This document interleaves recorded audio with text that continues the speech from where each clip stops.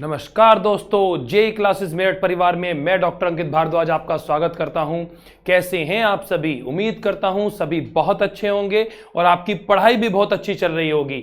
और बच्चों, आज की क्लास को स्टार्ट करने से पहले मैं आपको बता दूं कि प्रीवियस क्लास में हमने क्या क्या पढ़ा था, ताकि आज की क्लास आपके लिए बहुत ज्यादा इंटरेस्टिंग हो जाए। बच्चों, हम पिछली क्लास में पढ़ के आए थे आप भाव का सिद्धांत, और आप भाव के सिद्धांत की अगर मैं बात करूं आपसे, तो वहां पर आपने इलेक्ट्रॉन के रिगार्डिंग यहां पर बात करी थी कि किसी एटम के अंदर जो इलेक्ट्रॉन भरने का जो सीरियल है, जो उसकी एनर्जी के पॉइंट ऑफ व्यू से आप इलेक्ट्रॉन को फिल करते हैं, वो आपने वहां पर सीखा था। और आज की क्लास में मैं आपके साथ जुड़ने जा रहा हूं एक बहुत शानदार इंटरेस्टिंग टॉपिक के साथ। टॉपिक का नाम है पाउली एक्सक्लूजन प्रिंसिपल, और इसके साथ साथ मैं आज आपको पढ़ाऊंगा हुंड का नियम या हुंड्स लॉ, और इसके अलावा हम वैलेंसी पर और वेरिएबल नंबर्स पर भी बात करेंगे, क्योंकि अगले लेक्चर्स में हमें केमिकल बॉन्डिंग के कुछ अच्छे कॉन्सेप्ट सीखने हैं। तो ज्यादा से ज्यादा वीडियो को शेयर कर दीजिए ताकि सभी बच्चों को इसकी इंफॉर्मेशन मिल जाए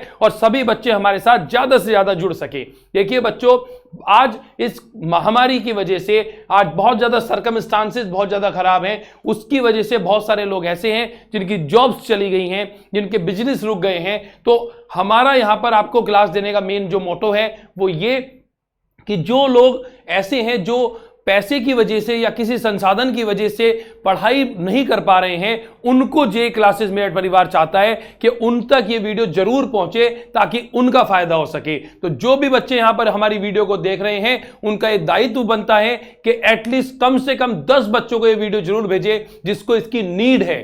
ठीक है, चलिए स्टार्ट करते हैं आज के टॉपिक को। अगर मैं पर्टिकुलरली बात करूं बच्चों, तो देखिए फर्स्ट अगर मैं यहां पर्टिकुलरली कहूं तो यहां पर आज हम पहला कॉन्सेप्ट पढ़ने जा रहे हैं, that is Pauli exclusion law. ठीक है, पाउली का एक्सक्लूजन लॉ। आप इससे पहले क्वांटम नंबर्स का लेक्चर पढ़ के आए हैं, तो जो बच्चे क्वांटम नंबर्स नहीं पढ़े हुए हैं वो जाकर जरूर पीछे का लेक्चर जरूर देखें, क्योंकि क्वांटम नंबर्स में आपने 4 तरीके के क्वांटम नंबर्स पढ़े थे, उन्हीं को एक्सप्लेन किया है पाउली ने। देखिए 4 तरीके का क्वांटम नंबर्स था: principal quantum number, azimuthal quantum number, magnetic quantum numbers और स्पिन क्वांटम नंबर। तो पाउली क्या कहते हैं? पाउली कहते हैं कि किसी भी एटम के अंदर चारों क्वांटम नंबर्स के मान समान नहीं हो सकते। मतलब अगर मैं किसी भी पर्टिकुलर एटम की बात करूं तो उस एटम के अंदर जो 4 टाइप्स ऑफ डिफरेंट जो आपके क्वांटम नंबर्स हैं वो वैरी करेगा, हमेशा सेम नहीं होगा। मतलब अगर बाई चांस ऐसी कोई सर्कमस्टांसेस आ भी गई कि आपके पास मतलब प्रिंसिपल, एजीमुथल और मैग्नेटिक क्वांटम नंबर्स के नंबर सेम हुए, तो भी स्पिन क्वांटम नंबर्स का मान हमेशा अलग होगा, ऐसा पाउली ने बताया। देखिए क्या कहता है पाउली। पाउली का बहुत छोटा सा लॉ, एक ही लाइन में खत्म हो गया, 2 नंबर में आता है, बहुत आसानी से आप कवर कर लेंगे। देखिए मैं यहां पे क्या कहता है पाउली कि 2 electrons in an atom can have the same set of 4 quantum numbers. मतलब 2 इलेक्ट्रॉन के क्वांटम नंबर सेम नहीं हो सकते। अगर मैं इसे दूसरी लैंग्वेज में लिखना चाहूं तो मैं ऐसे लिख सकता हूं कि इफ प्रिंसिपल क्वांटम नंबर को n से दिखाते हैं n, एजीमुथल को l से दिखाते हैं और मैग्नेटिक को m से दिखाते हैं। इफ n l m मतलब principal quantum number, azimuthal quantum number और मैग्नेटिक क्वांटम नंबर, इफ इन तीनों की वैल्यू भी सेम हो जाए, if n l m value are same, then तब भी spin quantum number that is s will be different.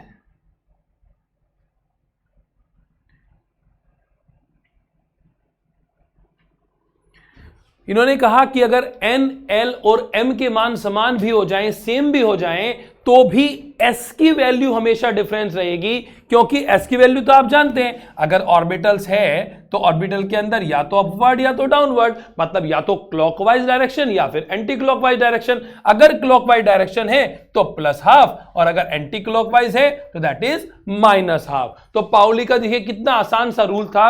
Pauli ने बताया कि क्वांटम नंबर्स के जो वैल्यूज हैं वो चारों क्वांटम नंबर की किसी भी एटम के लिए सेम नहीं हो सकती।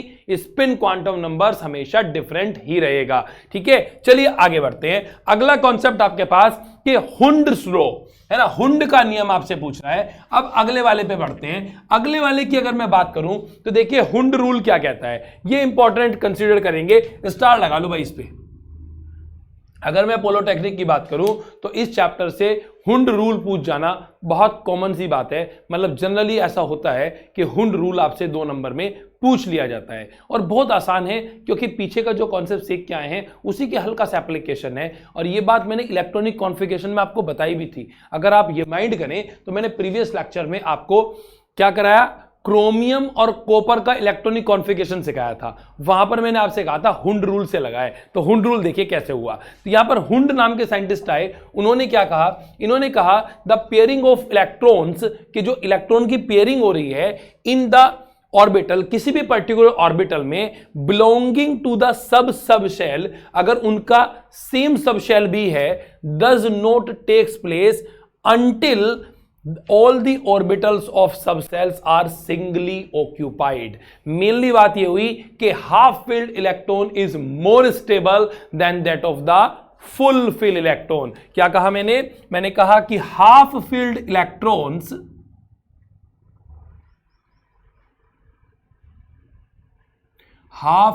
इलेक्ट्रॉन्स are more stable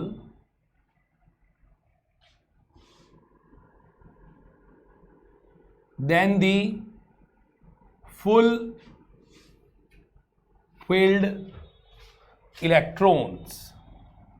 तो हुंड कहते हैं कि हाफ फिल्ड इलेक्ट्रॉन जो हैं वो ज्यादा स्टेबल होते हैं than compare to full filled electron. अब देखिए कैसे, मैं आपसे कहता हूं कि कार्बन का इलेक्ट्रॉनिक कॉन्फ़िगरेशन करना है, कार्बन को आपको फिल करना है। कार्बन का सिंबल C, एटॉमिक नंबर 6।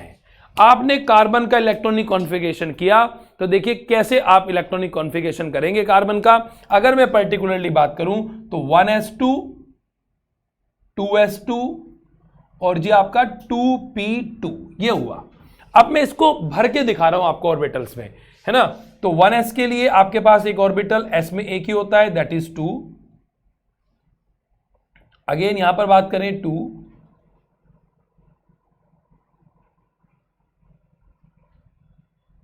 और यहां पर आप अगर बात करेंगे तो इस तरीके से भरा जाएगा।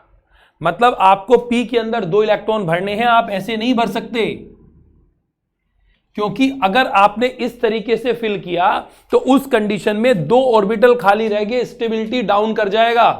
आप चाहते हैं कि पहले हाफ फिल्ड पूरा भरे उसके बाद फुल फिल भरे। जैसे अगर आपको 2 भरने हैं तो आप पहले एक यहां भरेंगे और एक यहां भरेंगे, ठीक है। इसी क्रम में मैं एक और आपसे बात करता हूं, मैं कहता हूं नाइट्रोजन।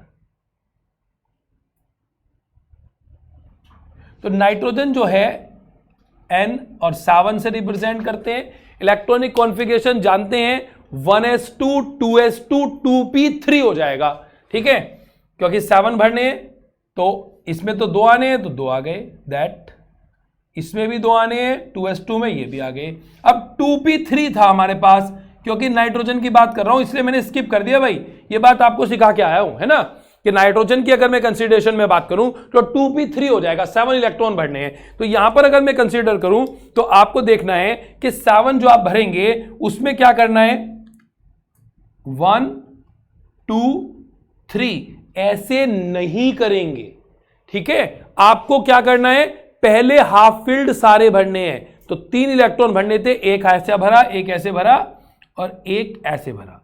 ये ज्यादा स्टेबल हो गया क्योंकि यहां पर सारे ऑर्बिटल फिल हैं। अब आपसे पूछ ले कार्बन ज्यादा स्टेबल है या नाइट्रोजन, तो दिखाई भी दे रहा होगा नाइट्रोजन के हर ऑर्बिटल में कम से कम एक इलेक्ट्रॉन है। मतलब कोई उस पर कब्जा नहीं कर सकता, सारे मकान भरे हुए हैं।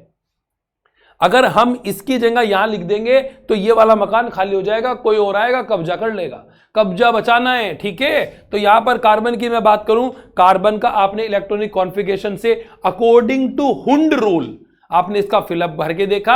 इसी तरीके से आपने यहां पर नाइट्रोजन का देखा। चलिए आगे बढ़ते हैं। मैं यहां पर ऑक्सीजन और फ्लोरीन का भी आपको करके दिखाता हूं ताकि आपके लिए ये इजियर हो जाए, ठीक है। तो यहां पर 2 और हम यहां पर डिस्कस करते हैं। फर्स्ट वन इज ऑक्सीजन, तो ऑक्सीजन का atomic number 8, electronic configuration 1s2 2s2 2p4, ठीक है।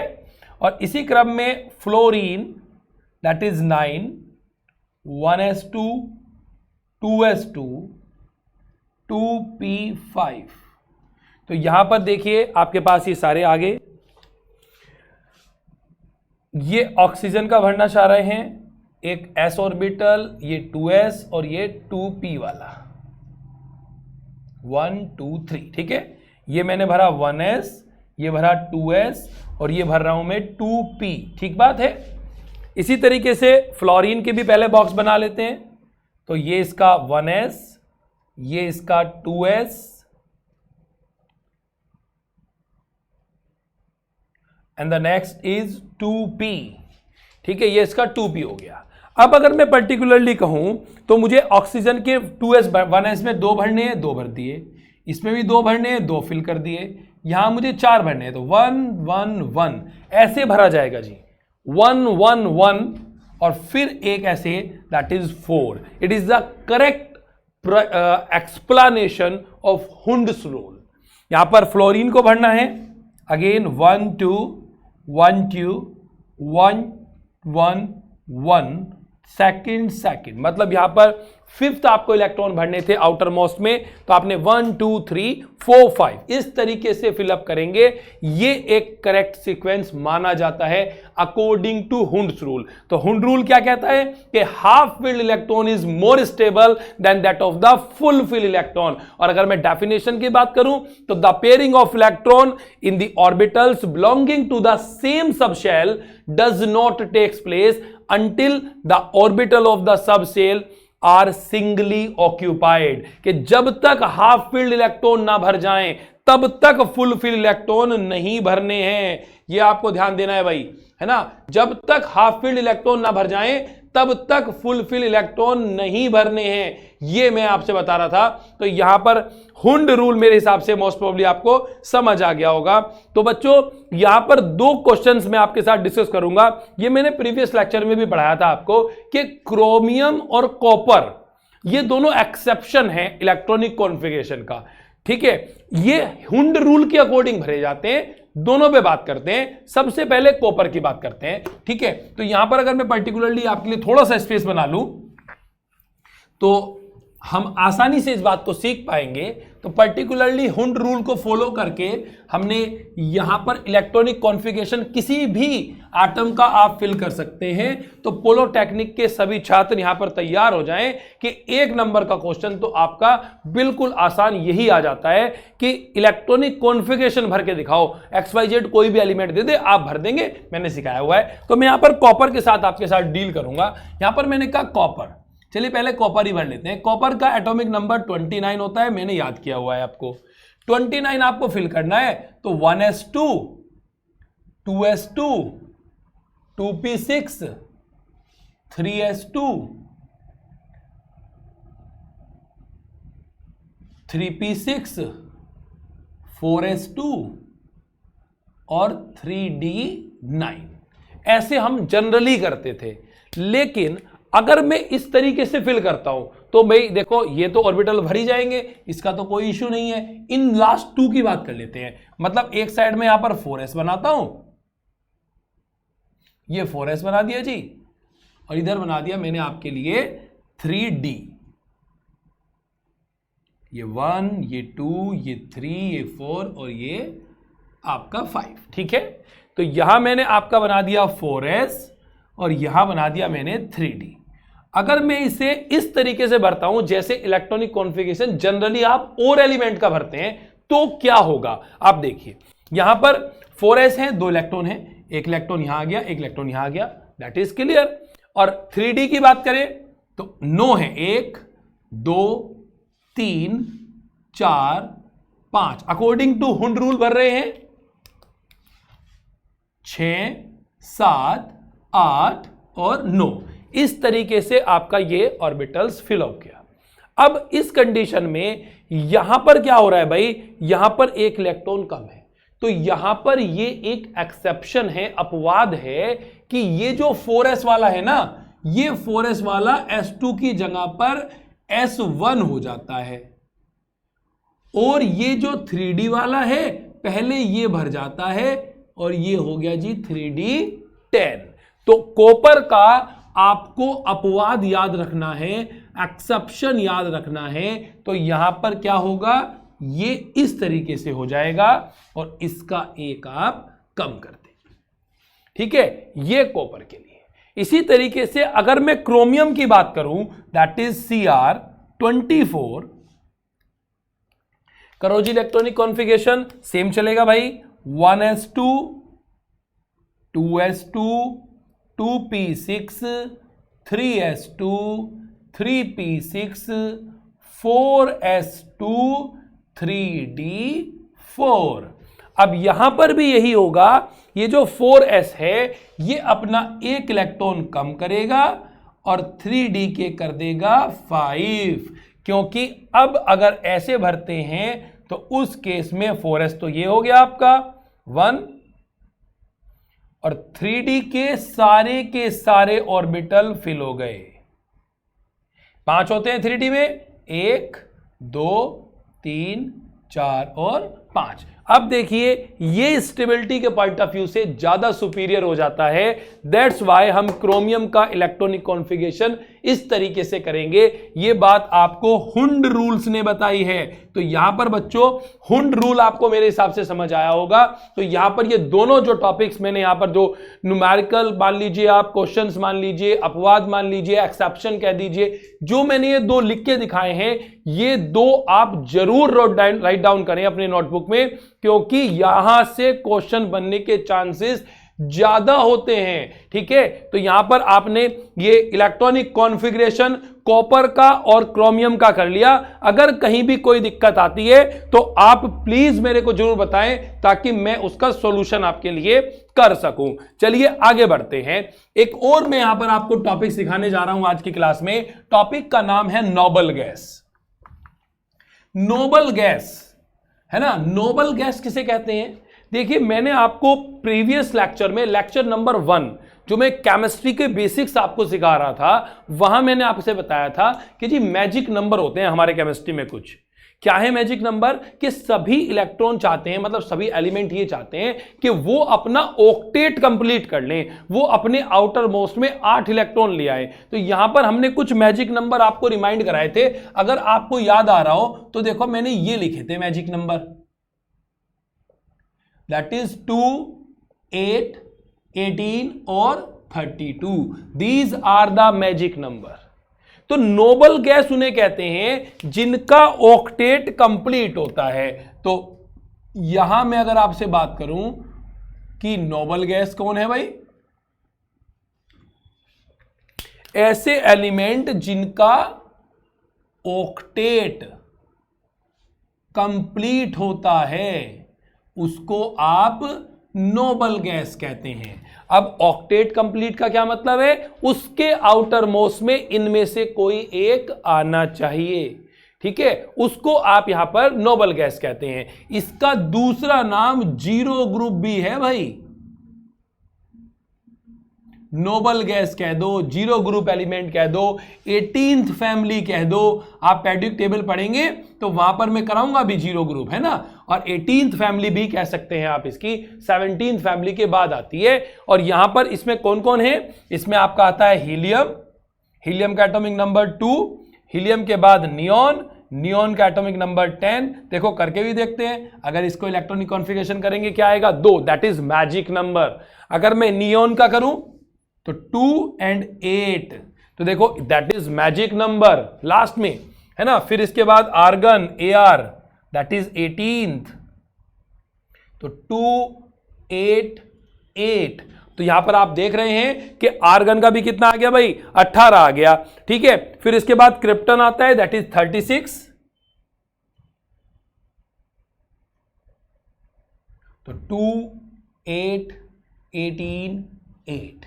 तो यहां पर आप देखें 2 और 8 10, 10 और 18 आपके हो गए, सॉरी ये थोड़ा ज्यादा हो गया भाई, है ना। 2 और 8 10, 10 और 18 हो गया आपके 28, 28 और 8 36, ठीक है, हाँ 36 ही हो गए। तो यहां पर आपने इसका पूरा का पूरा सीरियल कर लिया।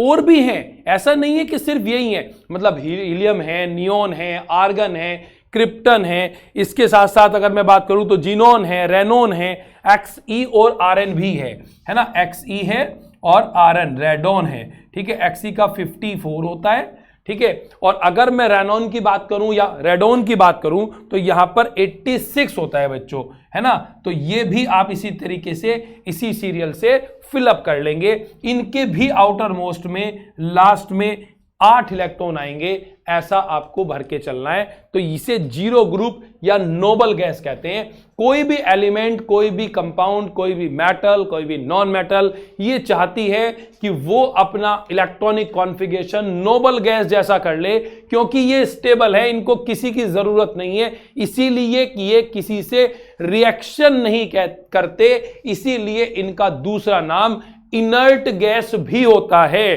ठीक है। ये क्या करते हैं भाई, ये कोई किसी से रिएक्शन नहीं करते, इसलिए इनका नाम इनर्ट गैस भी है। Sorry for that, inert gas, अक्रिय गैस, ये किसी के साथ रिएक्शन नहीं करते। यहां पर ये बात आपको नोबल गैस के रेस्पेक्ट में याद रखनी है। आगे बढ़ते हैं एक और बहुत आसान से छोटे से टॉपिक के साथ, ताकि आपको केमिस्ट्री के और कॉन्सेप्ट सिखा सकूं। आगे बढ़ना है वैलेंसी के साथ। वैलेंसी किसे कहते हैं, ठीक है, यहां पर एक हेडिंग लिखनी है, 1 नंबर में आपसे पूछ सकता है मोस्ट प्रोबेबली, और अगर यहां पर क्वेश्चन भी नहीं पूछेगा थ्योरेटिकली तो वैलेंसी निकालना आपको इसलिए मस्ट हो जाता है कि आगे जाकर आपको वैलेंस इलेक्ट्रॉन निकालने सीखने हैं, और वैलेंस इलेक्ट्रॉन निकालकर ही आप हाइब्रिडाइजेशन, जिसे संकरण कहते हैं, वो सीखेंगे। वो आपको मैं आगे वाली लेक्चर्स में सिखाऊंगा। और अगर आपको वैलेंसी निकालनी नहीं आएगी तो आप हाइब्रिडाइजेशन के लेक्चर्स को नहीं समझ पाएंगे, और अगर हाइब्रिडाइजेशन का लेक्चर नहीं समझा तो फिर आप अपने 5 नंबर खो दोगे। और 5 नंबर तो बड़े इंपॉर्टेंट है भाई। यहां लड़ाई 50 आउट ऑफ 50 की है, यहां लड़ाई 100 आउट ऑफ 100 की है कि जितने भी नंबर का आपका एग्जाम हो उतने ही नंबर आपके आने चाहिए, ताकि आपके एग्जाम के साथ साथ जो आप आगे के सपने हैं वो भी पूरे कर सकें। चलिए आगे बढ़ते हैं। अगर मैं यहां पर बात करूं बच्चों, तो हेडिंग लिखी मैंने आपके लिए valency.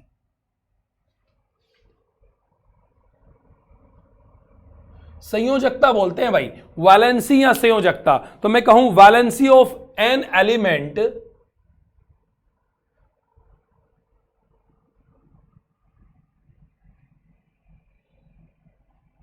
Valency of an element is the combining capacity,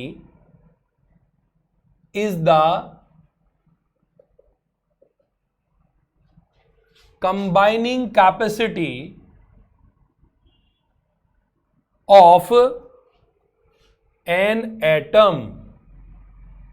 किसी एटम की कंबाइन करने की कैपेसिटी को उसकी वैलेंसी बोलते हैं, कि कोई एटम कितने इलेक्ट्रॉन को लेकर या देकर अपना ऑक्टेट कंप्लीट कर ले, that is valency.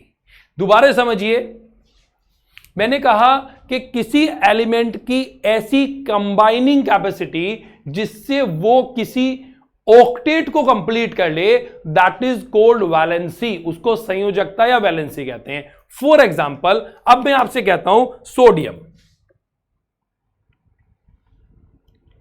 For example यहां पर मैं बात करूं आपसे,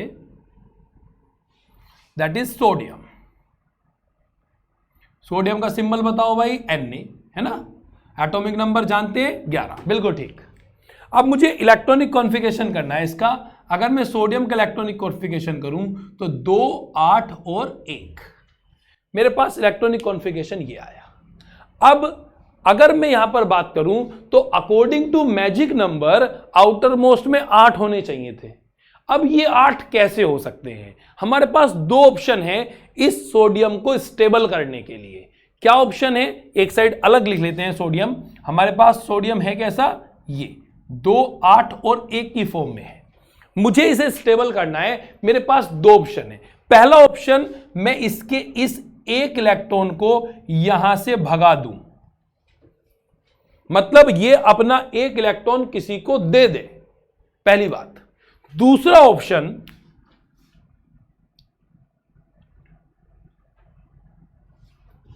इसे बाहर से कोई 7 इलेक्ट्रॉन दे दे। जी, पहला ऑप्शन ये अपना 1 इलेक्ट्रॉन यहां से भगा दे, तो इसके आउटर मोस्ट में कितने हो जाएंगे, 2 और 8।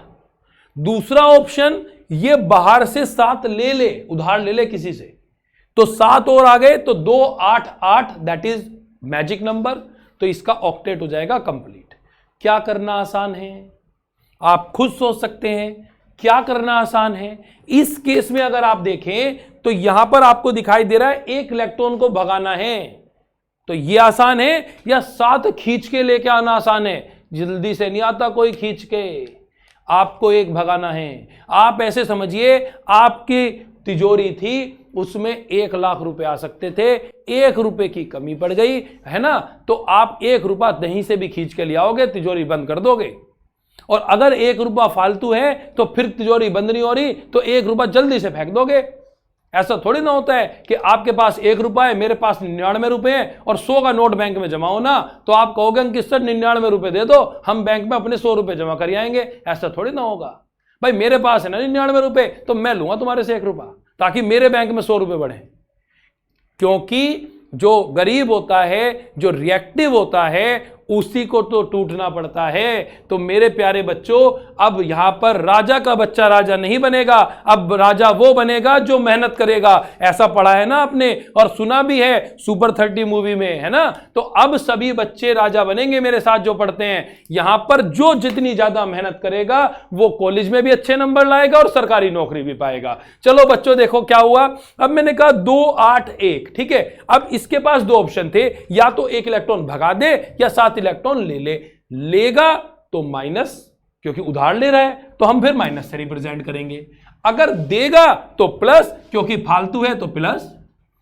तो क्या करे सोडियम, 1 देना आसान है ना 7 लेने से। तो यहां पर अगर मैं सोडियम की बात करूं तो सोडियम कोशिश करेगा कि वो 1 इलेक्ट्रॉन दे दे, और अगर उसने कितने इलेक्ट्रॉन दिए 1, तो इसकी वैलेंसी कितनी हो गई, दैट इज +1। तो आपको ध्यान देना है भाई बच्चों, यहां पर पर्टिकुलरली आपको क्या ध्यान देना है, यही ध्यान देना है कि सोडियम की वैलेंसी कितना होगी, यहां पर +1 होगी, क्योंकि ये 1 इलेक्ट्रॉन दे देगा। समझ आ गई ना बात। और एग्जांपल से समझाऊंगा, डरने की कोई बात नहीं है, और एग्जाम्पल के साथ जुड़ेंगे और एग्जाम्पल से भी समझेंगे, ठीक है। देखो दोबारा, है ना। तो ये क्या करेगा, ये 1 इलेक्ट्रॉन अपना दे देगा, और दे देगा इसलिए वैलेंसी कितना हो गया, +1। वैलेंसी कभी भी विदाउट साइन नहीं लिखेंगे, अगर ले रहा है तो माइनस और दे रहा है तो प्लस। वैलेंसी कभी भी 1 2 3 4 ऐसे नहीं लिखी जाती,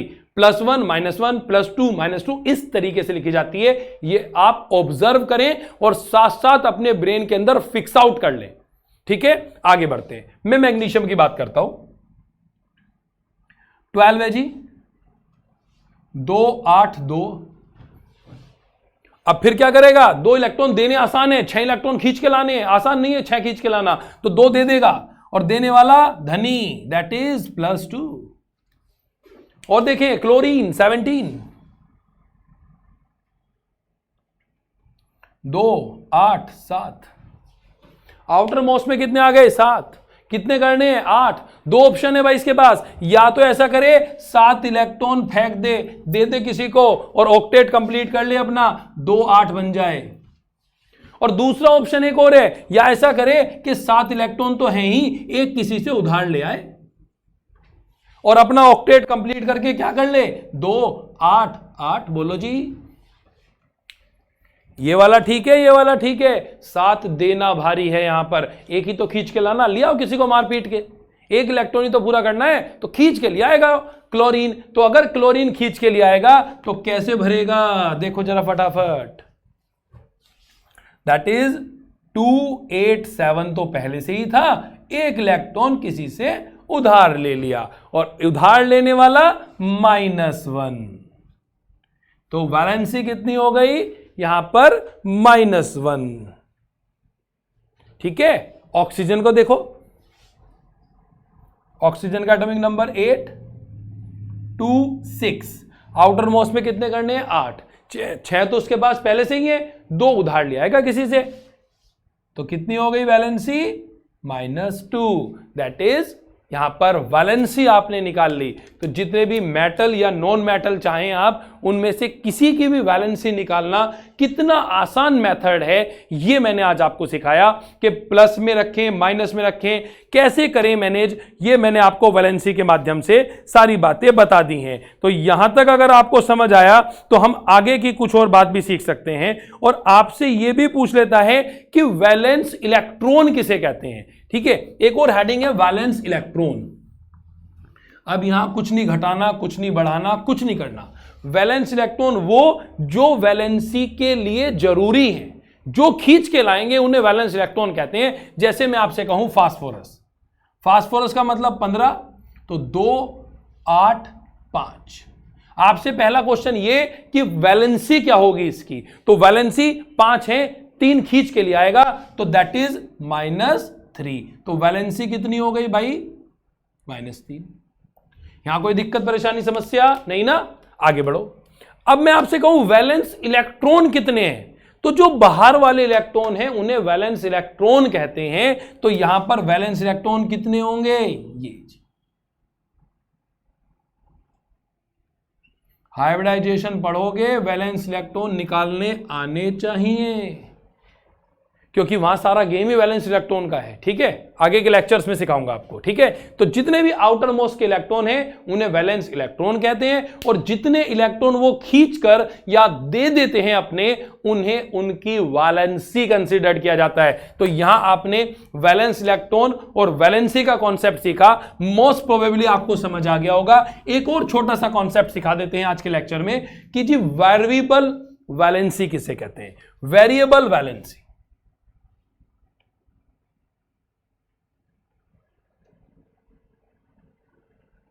वेरिएबल वैलेंसी, अगर मैं वेरिएबल वैलेंसी की बात करूं बच्चों, तो देखिए एस और पी ब्लॉक, मतलब मेटल और नॉन मेटल के केस में अगर मैं बात करूं, तो वहां पर वेरिएबल वैलेंसी शो नहीं करती। सिर्फ डी ब्लॉक के एलिमेंट ऐसे हैं, और एफ ब्लॉक तो मतलब रेडियो एक्टिव तरीके के एलिमेंट ज्यादा हैं, तो वहां हम बात ही नहीं कर रहे। डी ब्लॉक के जो एलिमेंट हैं, कौन से ब्लॉक के भाई? डी ब्लॉक के जो एलिमेंट हैं, हिंदी में लिख दिया, चलो दोनों में लिख देते हैं, ये लीजिए, जो डी ब्लॉक के एलिमेंट हैं वो शो करते हैं जी वेरिएबल वैलेंसी। तो कौन शो करता है वेरिएबल वैलेंसी?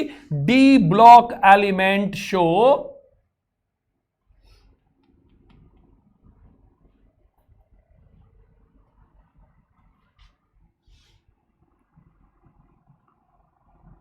वेरिएबल वैलेंसी, सिर्फ डी ब्लॉक के। वेरिएबल वैलेंसी का मतलब ये +1 भी दिखा सकता है, +2 भी दिखा सकता है। मतलब ऐसे एलिमेंट जिनकी वैलेंसी वेरिएबल होती है, चेंज होती रहती है, उनको आप वेरिएबल वैलेंसी वाले इलेक्ट्रॉन कहते हैं। जैसे मैं यहां पर कॉपर के रेस्पेक्ट में बात करूं, तो कॉपर जैसे Cu है, ठीक है, तो ये अगर मैं यहां पर बात करूं तो इसकी वैलेंसी +1 भी हो सकती है, +2 भी हो सकती है। मैं आयरन की बात करूं Fe, तो Fe की वैलेंसी +2 भी हो सकती है, +3 भी हो सकती है। कैसे हुई? डी ब्लॉक में पढ़ेंगे भाई, कैसे हुई? डी ब्लॉक में पढ़ेंगे। अभी हमने सिर्फ छोटा सा कॉन्सेप्ट सीखा कि अगर किसी एलिमेंट की वैलेंसी वेरिएबल है, वो चेंज होती रहती है लगातार, तो आप उसे वेरिएबल वैलेंसी का एग्जांपल मान सकते हैं। और जो डी ब्लॉक के एलिमेंट है हमारे, वो यहां पर वेरिएबल वैलेंसी शो करते हैं। तो यहां पर अगर मैं बच्चों बात करूं, तो आप देखिएगा कि आज हमने यहां पर क्या क्या कॉन्सेप्ट सीखा है। आज हमने यहां पर सबसे पहले हुंड्स लॉ सीखा, पाउली का एक्सपर्जन लॉ देखा, और इसके साथ साथ मैंने आपको वैलेंसी सिखाई, वेरिएबल वैलेंसी के बारे में बताया। तो आज की क्लास आपके लिए बहुत शानदार हुई है। मुझे उम्मीद है कि आपको सारी बातें समझ आई होंगी, और इसी तरीके से हमें अपनी मेहनत को आगे भी बढ़ाते जाना है भाई, है ना, रुकना नहीं है और लगातार मेहनत करनी है ताकि आप जेई बन सकें। यहां सिर्फ पोलोटेक्निक के लिए फाइट नहीं है, सिर्फ पोलोटेक्निक में नंबर नहीं लेके आने आपको, पोलोटेक्निक तो टॉप करना ही है, उसके बाद जो सरकारी नौकरी आपकी लगनी है, जेई बनना है, क्योंकि जेई क्लास ने ठाना है एक एक स्टूडेंट को जेई बनाना है। तो आज की क्लास को यहीं पर विराम देते हैं और दोबारा मुलाकात होगी अगले टॉपिक के साथ। धन्यवाद। जय हिंद, जय भारत।